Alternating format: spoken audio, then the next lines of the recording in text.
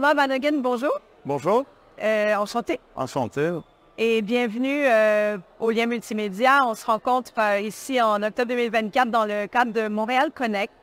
Alors, Thomas, parlez-nous de votre rôle chez TIMI et pourquoi vous êtes ici cette année. En fait, c'est une belle histoire de collaboration que vous pouvez nous raconter qui a commencé l'an passé à Montréal Connect. Tout à fait, oui. Donc, je suis directeur des ventes et de marketing pour TIMI, qui est une société belge. Et effectivement, j'ai eu l'occasion de participer au Montréal Connect l'année dernière. Et j'ai assisté à une conférence qui était très, très intéressante, qui était donnée par le Conseil des industries durables, ici au Canada, et qui était donnée par Pierre Fillon, qui est le directeur du Conseil des industries durables. Et lors de cette conférence, eh bien, Pierre a exprimé un besoin qui était très clair. C'était que leur souhait est vraiment d'équiper et de pouvoir monitorer toutes les entreprises et toute l'industrie ici au Canada pour pouvoir déjà avoir un premier regard finalement sur les émissions de CO, savoir d'où elles viennent, comment certaines industries réagissent, comment d'autres le font aussi. Mais il y avait vraiment ce problème de savoir chacun a sa méthode de fonctionner, chacun a un format de données différent.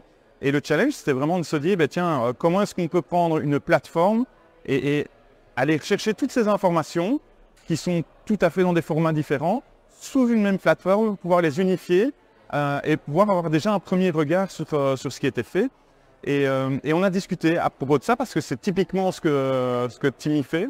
Oui, présentez-nous TIMI aussi. Oui, mais donc TIMI, c'est une plateforme de data science qui a été créée en 2007.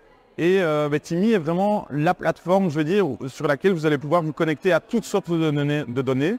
Elles peuvent être industrielles, ça peut être des données gouvernementales, de production, de vente. Il y a vraiment tout type de données, en dehors du son et de l'image, parce que ça, c'est vraiment une technologie qui est tout à fait autre. Mais TIMI va permettre justement de pouvoir rassembler toutes ces informations sous une même interface et déjà avoir une première lecture. Ça, c'est la première étape. Et derrière, on a aussi développé un moteur de machine learning automatisé. Alors, si on revient dans des termes un peu plus francophones et un peu plus compréhensibles, c'est simplement un outil qui va vous permettre de faire des modèles prédictifs à la souris et dans lequel vous allez avoir des résultats de l'ordre dans la minute, dans quelques minutes, vous allez avoir vos résultats. Voilà.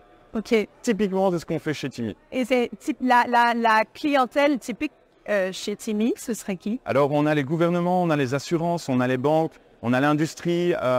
Ici, dernièrement en Europe, on a eu l'occasion de pouvoir signer un très beau partenariat avec Safran pour la fabrication des réacteurs. Donc, ils vont utiliser TIMI pour optimiser la qualité au niveau de la production. On travaille aussi avec le secteur de la santé. Et là, on travaille par exemple en Amérique latine, au Pérou, où on aide le gouvernement, les assurances santé à limiter les complications des femmes en fin de grossesse. Et Donc c'est très très diversifié. Très très diversifié. Il faut toujours se dire que la donnée reste de la donnée. Ouais. Après, c'est la question et l'interprétation qu'on va faire de son dataset. Mais finalement, la structure d'une donnée est toujours un peu la même. Et donc nous, on est vraiment, j'ai envie de dire, un peu le couteau suisse de la data science. Et vous, ça fait combien de temps que vous êtes chez TIMI? Ça fait 4 ans maintenant que je suis chez TIMI. OK. Vous êtes passé, c'est quoi votre parcours? Alors, TIMI était mon propre client. Donc, moi, j'étais consultant et TIMI était mon client. Et de fil en aiguille, c'est devenu une évidence. J'ai regardé Franck, qui est le CEO de l'entreprise. Et on était justement à la recherche de force commerciale au sein de TIMI.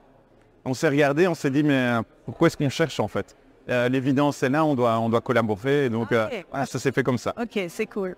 Donc revenons à ce projet pour lequel vous êtes revenu donc cette année au Québec un an plus tard. Ça a évolué cette collaboration? Ça a évolué. Aujourd'hui, on est vraiment en phase de test. On est vraiment en train de mettre toute l'architecture du projet sur papier. Et on est vraiment en phase de test et ça avance vraiment de manière positive. Okay. Et j'ai envie de dire, c'est aussi le bénéfice d'un événement comme Montréal Connect, où finalement on est plus sur une discussion, sur un échange, où les gens sont plus à la recherche de solutions. On n'a pas notre petite casquette de vendeur ici, où on veut absolument faire du business avec chaque personne qui passe devant. Non, c'est vraiment plutôt un échange d'idées. Et je pense que le succès de Montréal Connect repose vraiment sur cette vision finalement de comment est-ce qu'on peut faire aujourd'hui du business en 2024 et comment on peut s'aider entre différents organismes, sociétés, gouvernements. Enfin voilà, il y a vraiment, quand on voit ici le panel de participants, mais c'est vrai que on touche vraiment toutes les catégories et j'ai envie de dire de la vie, de la vie courante. Ouais. Et est-ce que vous avez d'autres collaborations au Québec? Ah ben, pas pour l'instant, non, pas pour l'instant. On est vraiment à la recherche aussi de partenariats. On reviendra de toute manière l'année prochaine.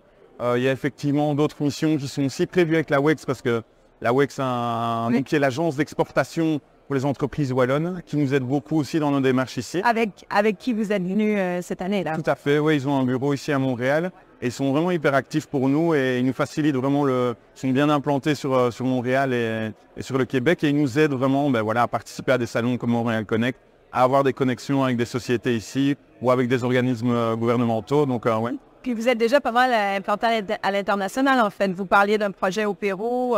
Oui, donc on a des équipes en Amérique latine où on est présent au Pérou, au Colombie. On est aussi présent en Afrique dans différents pays.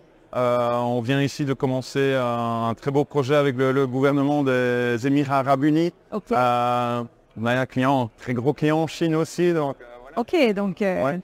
Vous avez des tentacules un peu partout. Tout à fait, mais toujours on reste encore j'ai envie de dire une PME, une taille de PME. Mais c'est vrai que notre rayon d'action, la donnée concerne tout le monde. Donc je pense qu'on a un très beau potentiel. C'est vrai. Thomas Vanagan, merci beaucoup. Merci pour votre présence. Puis je vous souhaite une bonne fin de Montréal Connect. Merci beaucoup. Merci. Merci.